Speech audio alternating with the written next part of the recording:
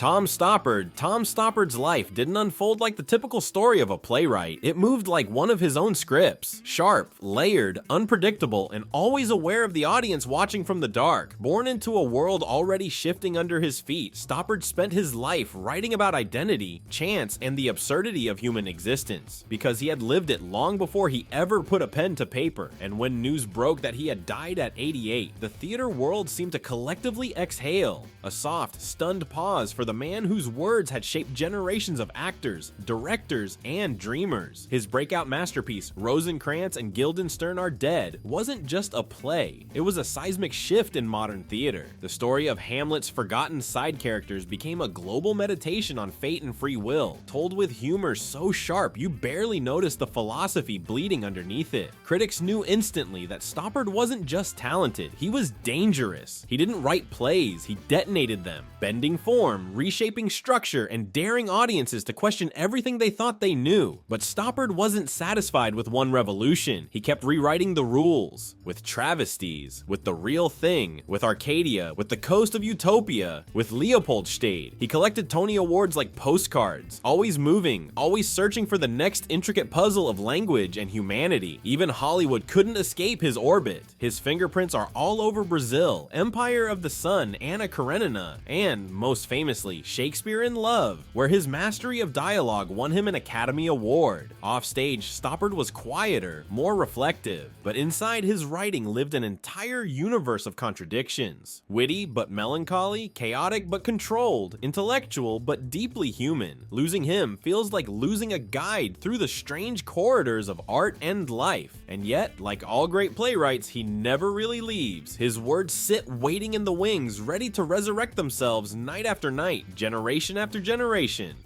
Acclaimed playwright Tom Stoppard has died at the age of 88. Stoppard won the Oscar for his 1998 screenplay Shakespeare in Love. He also won 5 Tonys for his work on Broadway. Stoppard died at his home in England. His agent says he'll be remembered for his brilliance, humanity, and wit. Jimmy Cliff. Jimmy Cliff wasn't just a musician. He was a voice carved into the soul of Jamaica, a sound that carried across oceans, borders, and decades. When he died at 81, the world didn't just lose a reggae pioneer, it lost one of the architects of musical liberation.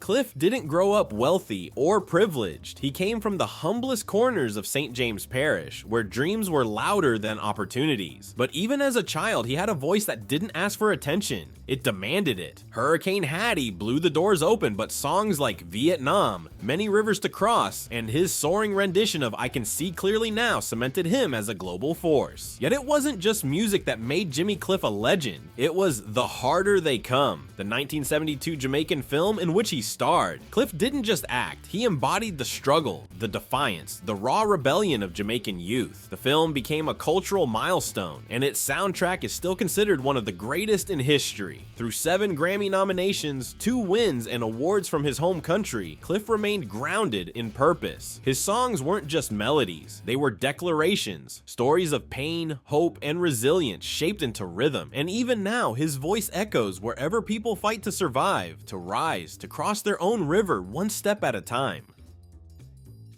Udo Kier's career didn't just span decades, it spanned worlds. He died at 81, but for 60 years he lived like cinema itself was oxygen, slipping from art house to horror to experimental films with the ease of someone who refused to be contained. Born during the chaos of World War II, Kier grew up in poverty, but he turned survival into a lens. Intense, haunting, unmistakable, that directors adored. He became a muse for the boldest filmmakers, Lars von Trier, Gus Van Sant, Wim Wenders, Werner Herzog, Dario Argento, Guy Maddin. Hollywood never fully owned him. He belonged to the strange, the subversive, the artistic.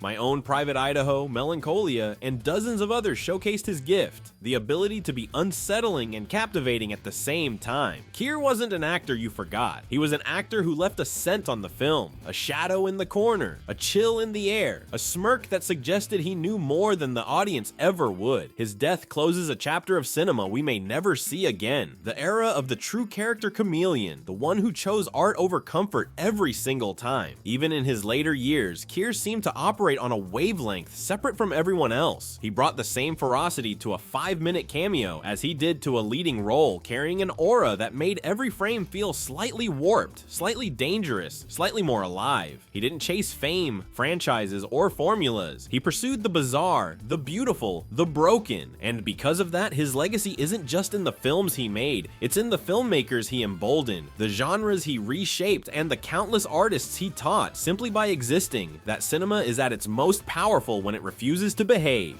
Jellybean Johnson didn't just play music, he drove the sound of an era. When he died at 69, fans felt the loss of a man whose beats shaped the Minneapolis funk explosion, a movement that blended sweat, soul, and rebellion into something electric. As a drummer for the time, the group molded under Prince's watch, Jellybean was part of a musical revolution. He wasn't flashy for the sake of attention. He was a technician, a groove builder, a backbone. He helped craft hits like Black Cat for Janet Jackson, along with tracks for New Edition and Mint Condition, proving that his versatility stretched far beyond one genre. He was a quiet giant behind the scenes, the kind of musician whose fingerprints sit on top of Billboard charts, even if most listeners never knew his name. Jellybean was part of the soundtrack to the 1980s. Raw funk, dangerous cool, neon confidence. And the musicians who follow in his footsteps understand that rhythms like his don't disappear, they echo. But Jellybean's legacy wasn't just in the beats he laid down, it was in the bridges he built. He was one of those rare artists who could walk into a room full of clashing egos and find the pulse that united everyone. Guitarists, synth players, vocalists, they all trusted him because he understood the architecture of a song. He knew when to let the groove breathe and when to tighten it until the whole track snapped into focus. That instinct made him indispensable, a quiet architect of moments that defined a generation. And even as the industry shifted, as trends rose and collapsed, Jellybean stayed rooted in the truth of musicianship. Feel everything, force nothing. Younger artists came to him looking for guidance, expecting a lecture, and instead got wisdom wrapped in humility. Stories of late night jam sessions, near misses, breakthroughs, and the magic that only happens when a band locks in together. He lived his craft without bitterness, without ego, without chasing spotlight, because Jellybean Johnson didn't need fame to matter. His sound already did. Before Hollywood became a machine of franchises and billion-dollar budgets, it was a place where a child could stumble into stardom by accident. And John Iman was one of those rare early-era kids whose talent glowed through black and white screens. When he died at 76, people remembered the simple charm he brought to classic American television. Discovered because his first-grade teacher happened to know a talent agent, Iman slipped easily into shows like Leave It to Beaver, Petticoat Junction, The Twilight Zone, and The Untouchables. He wasn't a headline chaser, he was a working actor, part of the fabric of mid-century TV storytelling. And when fame faded,